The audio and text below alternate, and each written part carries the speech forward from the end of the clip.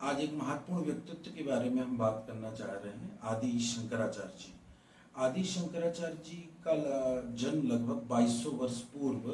केरल के कलाड़ी ग्राम में हुआ था। और वो उस समय पर उनका जन्म हुआ था जब हमारा जो सनातन धर्म है, हिंदू धर्म है, वो कई प्रकार के पंथ और कई प्रकार की मान्यताओं में बिखर गया था। कुछ लोग शैव परंपरा को मानते थे, कुछ लोग विष्णु परंपरा, कुछ लोग कृष्ण परंपरा, अन्य अन्य प्रकार की देवी परंपरा, और इनके बीच में एक बहुत बड़ा एक संघर्ष होता रहता था। तो और उस समय पर बौद्ध और जैन धर्म का भी एक बहुत बड़ा बल बौद्ध और जैन धर्म में परिवर्तित हो रहा था।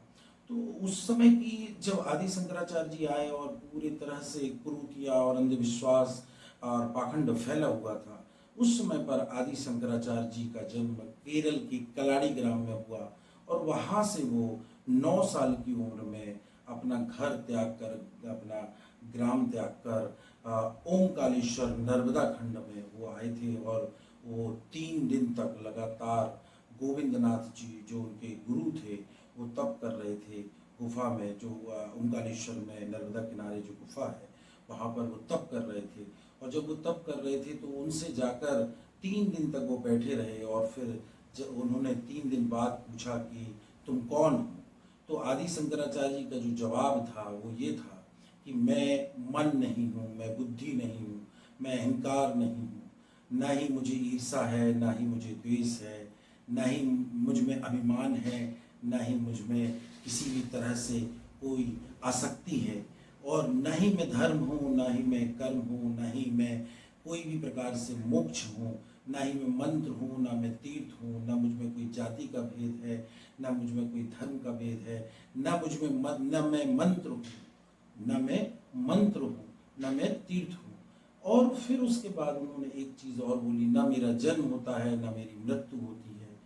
तो इस प्रकार से आदि शंकराचार्य जी ने, तो मैं कौन हूँ, मैं निर्विकार हूँ, निर्विकल्प हूँ, अर्थात निर्वाण अष्टक के रूप में उन्होंने जो बाद में उनके जो गुरु थे, गुरु गोविंदनाथ जी, उन्होंने बोला कि आप इसमें जो आपने हमें जवाब दिया है, इस जवाब को आप लिपिबद्ध कर दें। तो निर्वाण अष्टक के रूप में आदि शंकराचार्य जी ने उस ग्रंथ की रचना की है कि मैं कौन हूँ, मेरी जो अंदर जो चेतना है, ना तो वो बुद्धि है, ना ही किसी भी प्रकार से वो मन है, ना अहंकार है, ना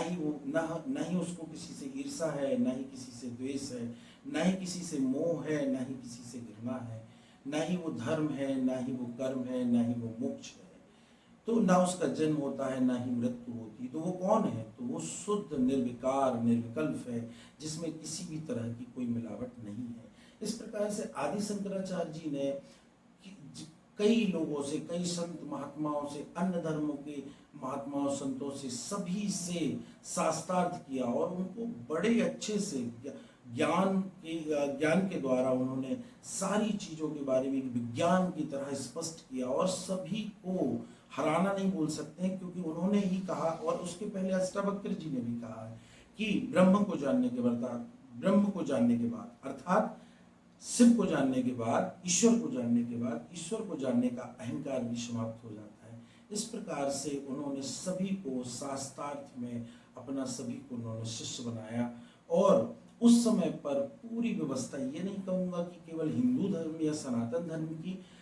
कुल मिला के जितने भी धर्म हैं, जो कुछ भी है, उसके बारे में एक स्पष्ट विज्ञान के रूप में उन्होंने निर्वाण अष्टक की रचना की है कि मैं एक शुद्ध चेतना हूँ, जिसका जन्म नहीं होता है, जिसकी मृत्यु नहीं होती है। मैं शरीर नहीं हूँ, मैं नाक नहीं हूँ, मैं कान नहीं हूँ, मैं आँख नहीं हूँ। मैं कौन हूँ, निर्विकार निर्विकल्प,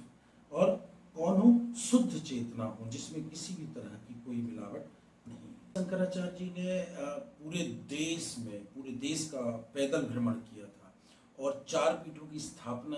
इस उद्देश्य से की थी कि कभी धर्म के विषय पर, सनातन के विषय पर, अध्यात्म के विषय पर कोई संदेह हो, या किसी भी प्रकार से कोई भी संशय अगर आता है तो उसको दूर किया जा सके, आपसी संवाद के द्वारा उसको दूर किया जा सके। ये उनका उद्देश्य 4 पीठों में स्थापना करने का था कि वास्तविकता में सनातन क्या है, सनातन एक विज्ञान है। और उसके साथ ही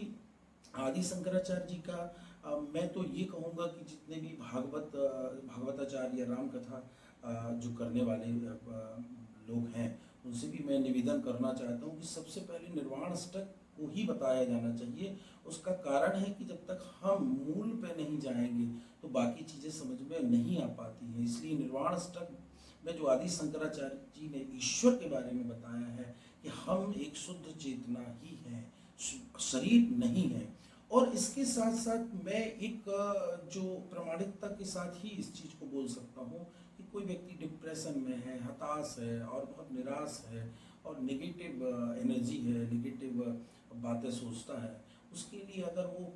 प्रतिदिन निर्वाण अष्टक को अगर सिर्फ 10 मिनट या 12 मिनट का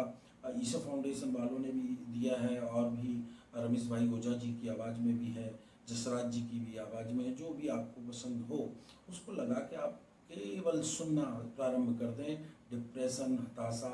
आपके अंदर जो नेगेटिव एनर्जी है वो सब आपकी दूर